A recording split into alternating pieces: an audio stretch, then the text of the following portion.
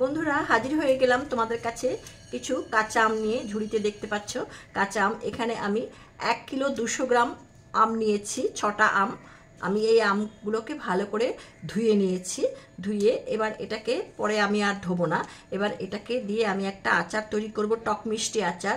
যেই আচারটা কিনা মোটামুটি সব কিছুর সঙ্গেই খাওয়া যাবে, শুধু শুধুও খাওয়া যাবে, রুটি, পরোটা, ভাত বা খিচুড়ি সব কিছুর সঙ্গে এটা খাওয়া যাবে। তো এটা খুব স্বাদ হয়।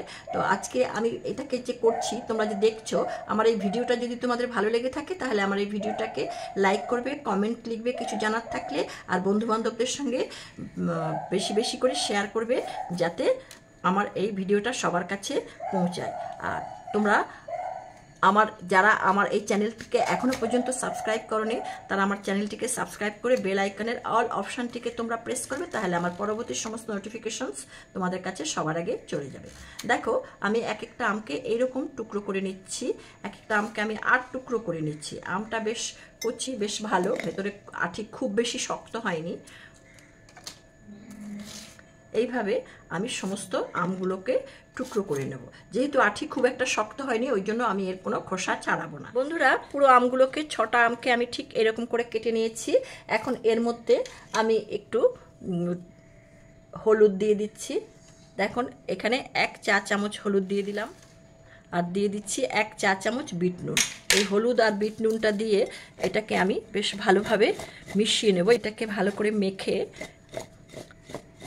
সারা দিনের জন্য, মানে প্রায় 24 ঘন্টা এটাকে এইভাবে আমি, রোদ্দুরে দেওয়ার দরকার নেই, এটাকে এইভাবে আমি রেখে দেব। এখানে যা জল আছে সমস্ত তাহলে শুকিয়ে যাবে। শুকোনোর জন্য এখানে প্লেট নিয়েছি, প্লেটের মধ্যে আমি এগুলো দিয়ে দিচ্ছি। প্লেটের মধ্যে এগুলোকে আমি খোলা হাওয়ায় রেখে দেব। একটা প্লেটে জায়গা হয়নি, আর একটা প্লেটে লাগবে।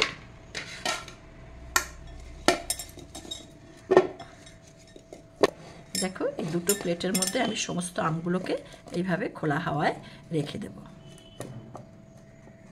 বন্ধুরা এখানে 2 প্লেট আম হয়েছে, এগুলোকে আমি হাওয়ায় শুকিয়ে নেব। বন্ধুরা দেখো পুরো একটা দিন আমি এই আমগুলোকে এমনি হাওয়ায় শুকিয়ে নিয়েছি। পুরো একদম নুন হলুদ মাখিয়ে এটাকে রেখে দিয়েছি। দেখো এটা পুরো এরকম হয়েছে। এবার এটা দিয়ে আমি আচারটা করব। এটা কিভাবে করি সেটাই আমি তোমাদেরকে দেখাচ্ছি। গ্যাস ওভেনে একটা কড়া বসিয়ে দিয়ে গ্যাসটাকে আমি ধরিয়ে দিচ্ছি। দেখো এখানে আমি নিয়েছি 6টা শুকনো লঙ্কা আর 1 টেবিল চামচ 5 ফোড়ন। এটা আমি কড়ার মধ্যে দিয়ে দিলাম। এখানে আমি নিয়েছি 200 ml সর্ষের তেল। এই সর্ষের তেলটা আমি এর মধ্যে দিয়ে দিচ্ছি। তেলটা আর এই ফোড়নটা বেশ ভালো গরম হবে। তেলটা আমার গরম হয়ে গেছে, তেলের থেকে ফেনা উঠেছে।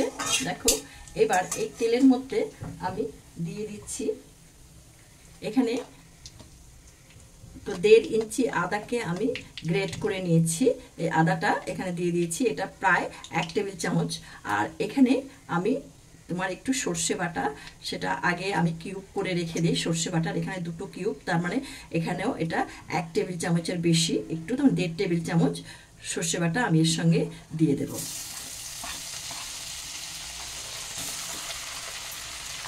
এর সঙ্গে তোমরা ইচ্ছে করলে রসুন বাটা দিতে পারো, কিন্তু আমি রসুন বাটা দেব না। একটু দিয়ে দিচ্ছি 1.5 চামচ লাল লঙ্কার গুঁড়ো, আর দিচ্ছি 2 চা চামচ হলুদ গুঁড়ো। এইবার এই আমগুলো এর মধ্যে ঢেলে দিচ্ছি।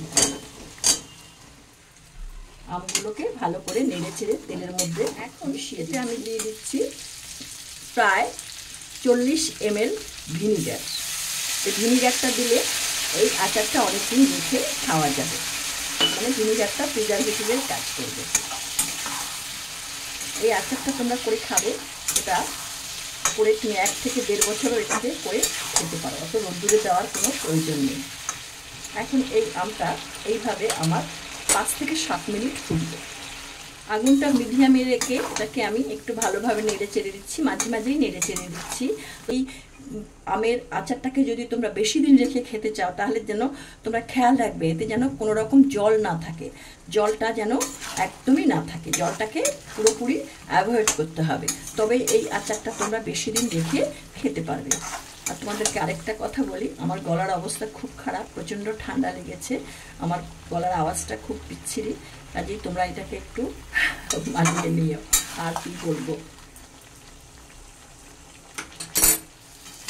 দেখো আমের আচারটা মানে আমগুলো, আমের টুকরোগুলো তেলে বেশ সুন্দর সিদ্ধ হয়ে যাচ্ছে। এটাকে আমি মাঝে মাঝে একটু একটু করে নেড়ে দিচ্ছি। দেখো আজকে বেশ বেশ নরম হয়ে গেছে, প্রায় 60% আমটা এই তেলের মধ্যে নরম হয়ে গেছে। এখন এর মধ্যে আমি একটু মিষ্টি দেব। দেখো এখানে 250 গ্রাম চিনি দিয়ে দিলাম, আরও একটু চিনি আমি দেবো এর মধ্যে, সব মিলিয়ে 400 গ্রাম চিনি আমি এই আচারটাতে দিলাম। 1 কিলো 200-250 মতো আম, তার মধ্যে আমি 400 গ্রাম চিনি দিলাম। চিনিটা তোমরা তোমাদের পছন্দ মতো দেবে, যে যেরকম মিষ্টি খাও সে সেই রকমভাবে দেবে। এবার একটু এটাকে ভালো করে নেড়ে চেড়ে দিতে হবে যাতে এটা লেগে না যায়। দেখো চিনিটা গলতে শুরু করেছে, দেখো চিনিটা গলে বেশ অনেকটা রস হয়েছে। এই চিনি দেওয়ার পরে এটাকে আমি 10 মিনিট এইভাবে নাড়াচাড়া করে ফোটাবো। দেখো আমটা তো একদম সেদ্ধ হয়ে গেছে, আমটা নরম হয়ে গেছে, তোমরা দেখতেই পাচ্ছ। দেখো আমার পুরো চিনি দেওয়ার পরে এটাকে 10 মিনিট ফোটানো আমার হয়ে গেছে। আর আমগুলো দেখো খুব সুন্দর, একটাও কিন্তু ভেঙে যায়নি, সবই গোটা গোটা রয়েছে, অথচ কিন্তু আমগুলো নরম হয়ে গেছে। এবার আমি এর মধ্যে যে মশলাটা করে রেখেছি সেই মশলাটা আমি এর মধ্যে দিয়ে দেব। এখানে আমি 3 টেবিল চামচ আমের আচারের মশলা ব্যবহার করলাম। এই আচারের মশলাটা আমার আমের কুটি আচারের রেসিপিতে দেওয়া আছে, যার লিঙ্ক ডেসক্রিপশন বক্সে দেওয়া থাকবে। এই মশলা দিয়ে এটাকে ভালো করে নেড়ে চেড়ে নিচ্ছি। এখন এটাকে আমি এইভাবে খোলা অবস্থায়, একদম চাপা দেব না, চাপা দিলে ঘাম হয়ে যে জলটা হবে এতে এর মধ্যে জলটা পড়বে, তাতে এই আচারটা বেশি দিন রেখে খাওয়া যাবে না। এই জন্য আমি এটাকে খোলা অবস্থায় রেখে দেব। এটা যখন ঠান্ডা হয়ে যাবে তারপরে এটাকে আমি কন্টেনারে বা কাচের বয়ামে ভরে নেব।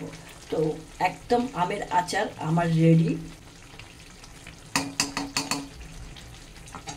এখন আমি গ্যাসটা অফ করে দিচ্ছি।